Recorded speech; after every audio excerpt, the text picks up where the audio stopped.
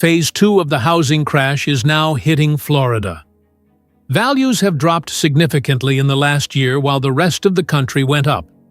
Foreclosures are at the highest rate of any state in America. 1 in every 230 homes, nearly double the national average.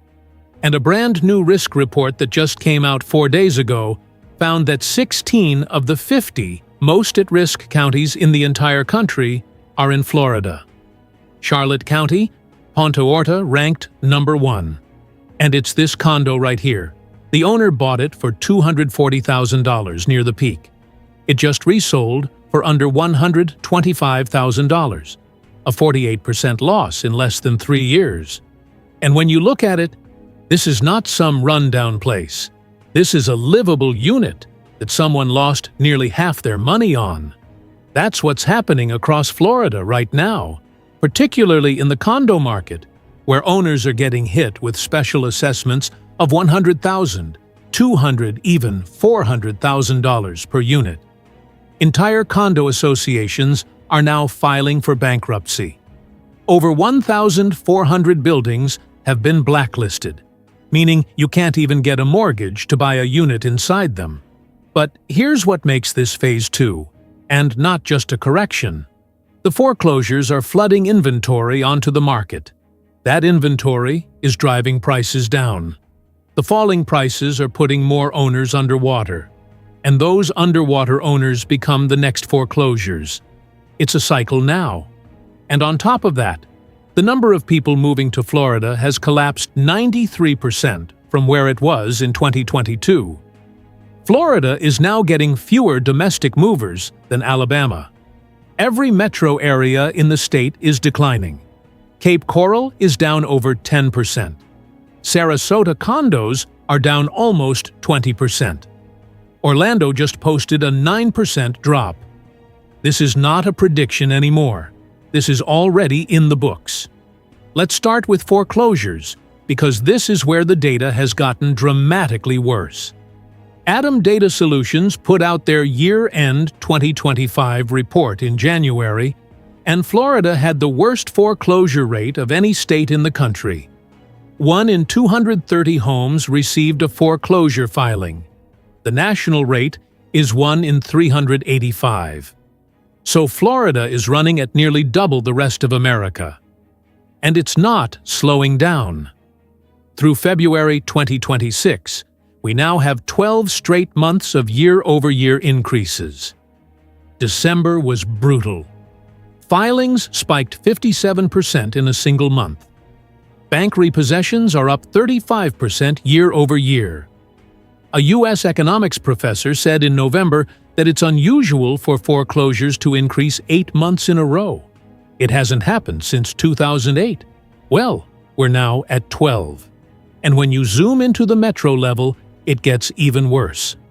Lakeland and Polk County now has the worst foreclosure rate of any major metro in the entire United States. 1 in 145 homes. Cape Coral is number 4 nationally. Jacksonville is number 6. Tampa has the worst rate of any metro over 1 million people. And that Adam Risk report I mentioned at the top, the one that just came out 4 days ago, it found that Charlotte County is the single riskiest county in the nation for falling home prices based on foreclosures, underwater mortgages, affordability, and unemployment. And here's the underwater mortgage piece that ties into this. Cape Coral now leads the entire country with 7.8% of homes underwater. That means that nearly 1 in 12 homeowners there owe more than their house is worth. That's the kind of number that feeds the next wave of distressed sales. Quick thing. If you're watching this and you don't have the notification bell turned on, you're getting this data days late. And in a market moving this fast, days matter. Hit that bell so you see these videos the moment they drop. All right, now let me show you the condo situation, because this is where it gets really bad. Now, the foreclosures are serious, but the condo market is where Phase 2 gets really ugly. And this is something that most people outside of Florida don't fully grasp yet. After the Surfside condo collapse in 2021, the one that killed 98 people, Florida passed laws requiring every condo building 3 stories or taller to get structural inspections done and fully fund their reserves. That funding deadline hit January 1st of this year, and now the bills are coming due. We're talking about 900,000 condo units in buildings over 30 years old that are subject to these mandates. And 40% of Florida condo owners have now been hit with a special assessment in the last 3 years. These aren't small numbers. The Cricket Club in North Miami assessed owners $134,000 per unit for roof and facade work. One owner there, he had liquidated his 401k to buy a unit for $190,000, got hit with that assessment, and ended up selling for $110,000, a 42% loss. Mediterranean Village in Aventura is charging up to $400,000 per unit. A 79-year-old woman in another building got a $224,000 assessment on top of monthly dues that had already doubled to $3,000. Think about that for a second. If you're a retiree on a fixed income, you bought your condo. You thought your housing costs were set, and now you're getting a bill for $134,000 that you don't have. And it's getting worse because Fannie Mae has now blacklisted over $1,400 condo buildings in Florida. That means no buyer can get a conventional mortgage to purchase a unit in those buildings. You either pay all cash or you don't buy. Imagine trying to sell your condo and finding out that your building is on a list that makes it nearly impossible for anyone to finance the purchase. Your pool of buyers just evaporated. The numbers are reflecting all of this. Statewide, condo prices fell 4.7% last year, while single-family homes only dropped 1.4%. Condos are declining at 3 times the rate of houses. Miami-Dade has 13.2 months of condo supply sitting on the market right now. That is extreme oversupply. Active condo listings jumped 37% in a single year. 70% of condos are now selling below asking price. And average monthly HOA fees for high-rise buildings in Miami just passed $1,900 a month. That's up $500 from 2024. And here's the escalation that tells you this is phase 2, and not just individual sellers taking losses. In January, a condo association in Delray Beach, Palm Greens at Villa Del Rey, filed for Chapter 11 bankruptcy with $43.7 million in liabilities. That's not an owner going underwater. That's an entire community going bankrupt. When condo associations start filing bankruptcy, you're in a different phase of this downturn. So, the supply side is flooded. Foreclosures, condo dumping, forced sales everywhere. Now, let's talk about the demand side, because the demand story has gotten even worse than the supply story. The Census Bureau confirmed that in February, net domestic migration into Florida collapsed from 310,000 people in 2022 to just 22,500 in 2025. That's a 93% drop. Florida went from the #1 destination in the country to number 8. The state is now getting fewer domestic movers than Alabama. Let that sink in for a second. Alabama is attracting more Americans than Florida. United Van Lines, the moving company, now classifies Florida as balanced. 52% inbound, 48% outbound. That's basically a coin flip. During the pandemic, Florida was the most lopsided inbound state in the country. That's completely gone. And the reasons people are leaving are the same reasons that are crushing the housing market. Insurance is the #1 driver. Florida homeowners pay an average of $7,136 a year for coverage on a $300,000 home. The national average is $2,543. That's 181% higher. In Miami, the average is over $22,000 a year just for homeowners insurance. Add in property taxes, flood insurance, HOA fees. A typical $400,000 Florida home now costs between $11,000 to $22,000 a year in non-mortgage carrying costs alone before you make a single mortgage payment. Climate risk is now the #1 reason Florida residents tell Redfin they're likely to move. 6 hurricanes between 2022 and 24, 4 of them Category 3 or higher, changed the psychology. And Tampa's net inflow crashed from 35,000 to 10,000 in a single year. The biggest slowdown of any of the 50 largest metros in the country. By the way, if you're still here, you know more about what's actually happening in Florida than about 95% of the real estate agents trying to sell you a house down there. Just saying. Hit the subscribe button if you haven't. All right, the economy. And behind all of this is a labor market that's weakening. Florida's unemployment rate hit 4.3% in December, up nearly a full percentage point year over year, one of the steepest jumps of any state. Initial jobless claims surged over 33%, while the national number actually dropped. Warren Act layoff notices hit 234 in 2025, affecting over 26,000 workers. That's the most since 2009. Kroger shut down fulfillment centers in Tampa, Groveland, and Jacksonville. 1,400 jobs gone, wiped out. Frito-Lay closed 2 manufacturing plants in Orlando. Disney has cut over 8,000 positions since 2023. Tourism arrivals dropped almost 9% in the first 9 months of 2025. Construction is shedding jobs, and Florida's unemployment safety net pays a maximum of $275 a week for only 12 weeks, the shortest and among the lowest in the entire country.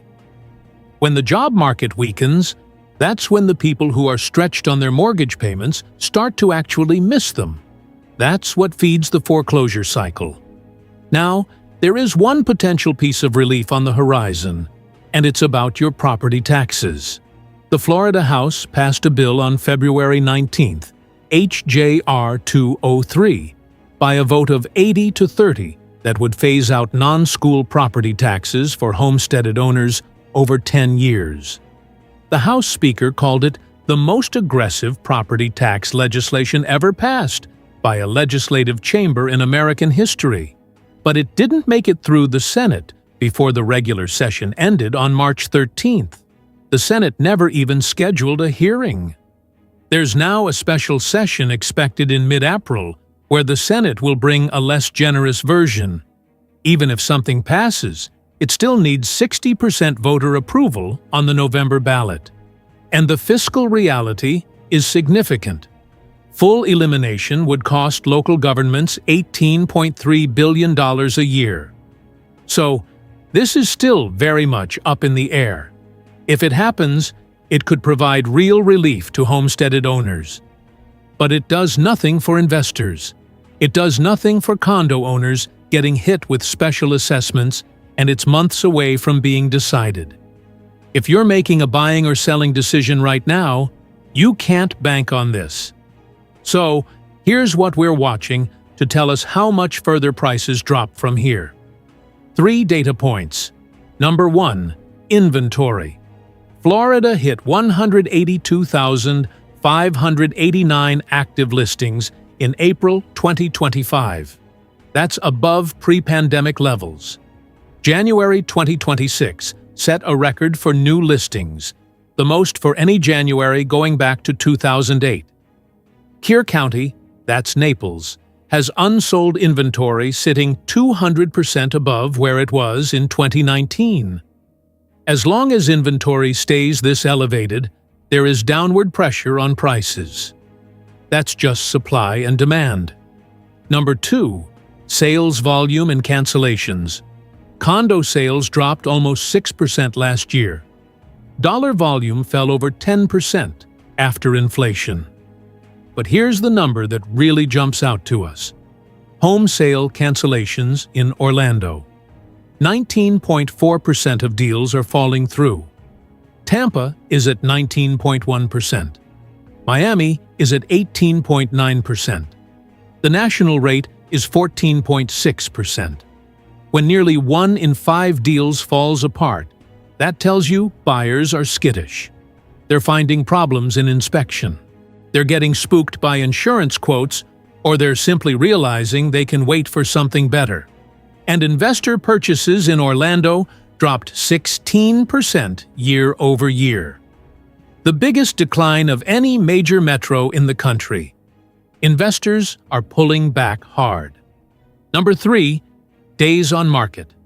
The statewide median is now 84 days.